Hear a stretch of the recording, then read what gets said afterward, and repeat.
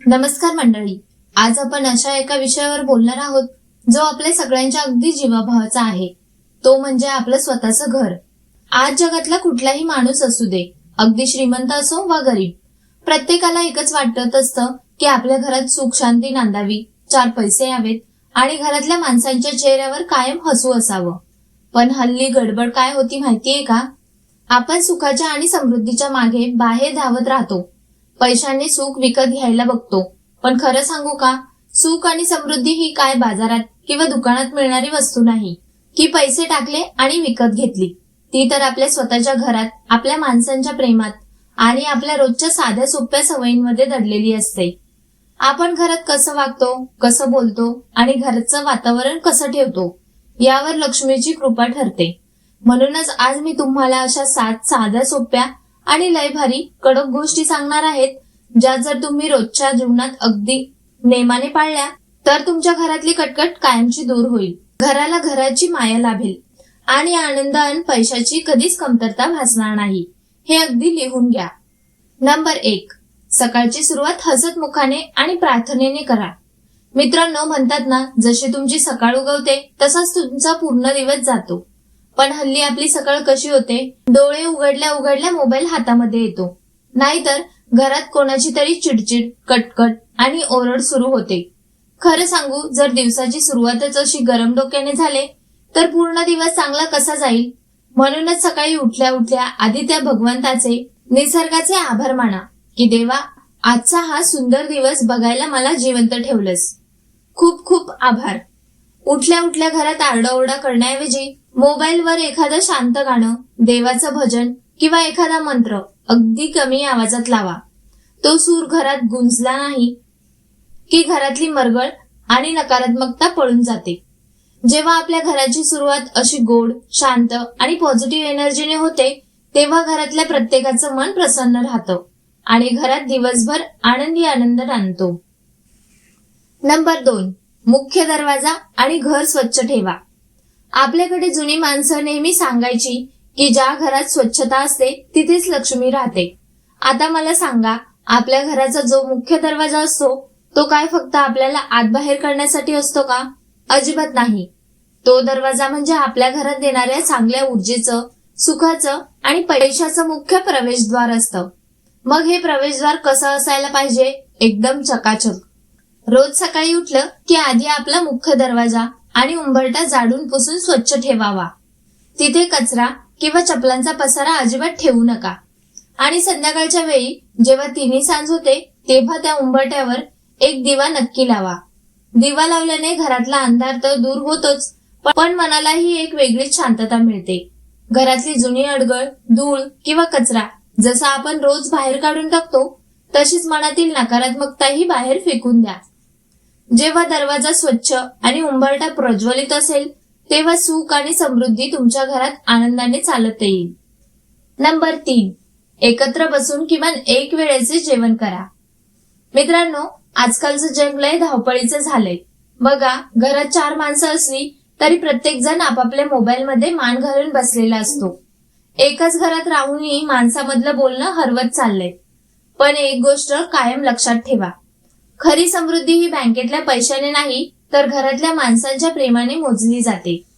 म्हणूनच दिवसभरातून किमान एकदा तरी, मग ते रात्रीचं जेवण का असेना, कुटुंबातील सगळ्यांनी एकत्र पाटावर किंवा चटईवर बसून जेवलं पाहिजे. जेवताना मोबाईल बाजूला ठेवा आणि एकमेकांच्या सुखदुःखाच्या गोष्टी करा. जेव्हा सगळं कुटुंब एकत्र हसत खेळत जेवतं तेव्हा त्या अन्नाची चवही वाढते आणि नाती घट्ट होतात. आणि हो, जेवताना ताटात अन्न अजिबात वाया घालू नका. जेवढं पाहिजे तेवढंच घ्या, कारण अन्नाचा मान राखणं म्हणजे साक्षात अन्नपूर्णेचा आशीर्वाद मिळवणं होय. ज्या घरात अन्नाची किंमत केली जाते आणि माणसं एकत्र जेवतात तिथे गरिबी कधीच फिरकत नाही. नंबर 4. वाणीमध्ये गोडवा ठेवा. एक साधी गोष्ट सांगा. ज्या घरात रोज सकाळी संध्याकाळी भांडणं, कटकटी आणि एकमेकांवर ओरडणं चालत असेल तिथं कोणाला राहायला आवडेल का? माणसाला सोडा, तिथून साक्षात लक्ष्मी माता सुद्धा काढता पाय घेते. घर हे फक्त विटा मातीचं नसतं, तर घराला खरं घर पण तिथल्या माणसांच्या बोलण्याने आणि वागण्याने येत असतं. आपण आपल्याच रक्ताच्या माणसांशी आई बापांशी, बायको पोरांशी कसं बोलतो याला लय महत्व आहे. घरातल्यांशी बोलताना नेहमी या शब्दाचा आदर आणि डोळ्यात प्रेम ठेवा. चार चौकात किंवा घरात कधीही तोंडावर वाईट, शिव्या किंवा अपशब्द काढू नका. राग सगळ्यांनाच येतो, पण तो राग गिळायला शिकणं म्हणजेच मोठेपणा. तुमची वाणी जितकी गोड आणि नम्र असेल तितकी तुमच्या घरात देवासारखी शांती टिकून राहील. जेव्हा घरातली माणसं एकमेकांशी सुखाने आणि प्रेमाने संवाद साधतात तेव्हा त्या घराचं गोकुळ व्हायला वेळ लागत नाही. नंबर 5, संध्याकाळी घरात कापूर किंवा धूप जाळावा. मित्रांनो, आपण दिवसभर पोटापाण्यासाठी बाहेर फिरत असतो, नाना प्रकारच्या माणसांना भेटतो, कामधंद्याची कटकट असते. संध्याकाळी जेव्हा आपण घरात येतो तेव्हा आपल्यासोबत बाहेरची धावपळ, ताणतणाव आणि नकळत नकारात्मक ऊर्जा सुद्धा घरात घेऊन येतो. म्हणूनच पूर्वीपासून आपल्याकडे एक सुंदर पद्धत आहे, ती म्हणजे तिन्ही सांजेला देवघरात दिवाबत्ती करणे. पण त्यासोबतच रोज संध्याकाळी घरात कापूर किंवा चांगल्या प्रतीचा धूप नक्की जाळा आणि तो पेटून त्याचा धूर पूर्ण घरात कानाकोपऱ्यात फिरवा. आता काही लोकांना वाटेल की हे काय अंधश्रद्धा आहे का? तर अजिबात नाही. त्याच्या मागे लय मोठं सायन्स म्हणजेच विज्ञान आहे. कापूर पेटल्यामुळे घरातले बारीक सारीक जंतू, डास आणि हवेतील प्रदूषण नष्ट होते. म्हणजेच घराचे वातावरण एकदम शुद्ध आणि ताजेतवाने होते. दुसरी महत्वाची गोष्ट म्हणजे कापूर आणि धुपाचा जो गोड सुवास असतो ना, तो नाकात गेला की डोक्याला आणि मनाला इतकी भारी शांतता मिळते की दिवसभराचा सगळा थकवा एका मिनिटात पळून जातो. घरातली मळगळ दूर होऊन वेगळीच पॉझिटिव्ह एनर्जी तयार होते. ज्या घरात रोज संध्याकाळी असा सुवास दरवळतो तिथे सुख आणि शांती स्वतःहून चालत येते. नंबर 6, रात्री झोपण्यापूर्वी कृतज्ञता व्यक्त करा. मित्रांनो, दिवसभर धावपळ करताना आपल्यासोबत प्रत्येक वेळी चांगल्याच गोष्टी घडतील असं नाही. कधी कोणाशी खटका उडतो, कधी कामाचा ताण येतो, तर कधी अडचणींमुळे मन खटू होतं. पण म्हणून रात्री झोपताना तोच विचार करत अंथरुणावर मरगळत पडणं फार चुकीचं आहे. जेव्हा तुम्ही रात्री नकारात्मक विचार करून झोपता तेव्हा तुमची झोप तर उडतेच, पण तुमच्या दिवसाची सुरुवातही खराब होते. म्हणूनच रात्री अंथरुणावर पडल्यावर सगळ्यात आधी मनात कोणाबद्दलही राग, आकस किंवा द्वेष ठेवू नका. सगळ्यांना मनातल्या मनात माफ करून टाका. आणि आजच्या दिवसात ज्या काही 2-3 चांगल्या गोष्टी घडल्या त्यासाठी देवाला मनोमन सांगा, देवा, आजचा दिवस सुखात घालवलास, खूप आभार. जेव्हा तुम्ही अशा कृतज्ञतेच्या भावनेने आणि शांत मनाने डोळे मिटता तेव्हा तुम्हाला सुखाची झोप येते. मन हलकं झाल्यामुळे सकाळी उठताना एक नवी उमेद आणि नवी ताकद मिळते. ज्या घरातली माणसं रात्री शांत मनाने झोपतात तिथं मानसिक आजार कधीच येत नाहीत आणि घरात सुख समृद्धी कायम टिकून राहते.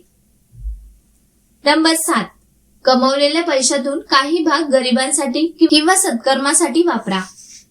गड्यांनो, पैसा सगळेच कमवतात, पण तो पैसा टिकतो आणि वाढतो कोणाचा? जो माणूस त्या पैशाचा माज करत नाही. आपल्या हक्काच्या कमाईतून छोटासा का होईना पण काही भाग गरीब, गरजू लोकांच्या मदतीसाठी किंवा एखाद्या चांगल्या कामासाठी नक्की वापरायला पाहिजे. एखाद्या गरीब पोराच्या शिक्षणाला मदत करा किंवा कोणा भुकेलेल्या जेवू घाला.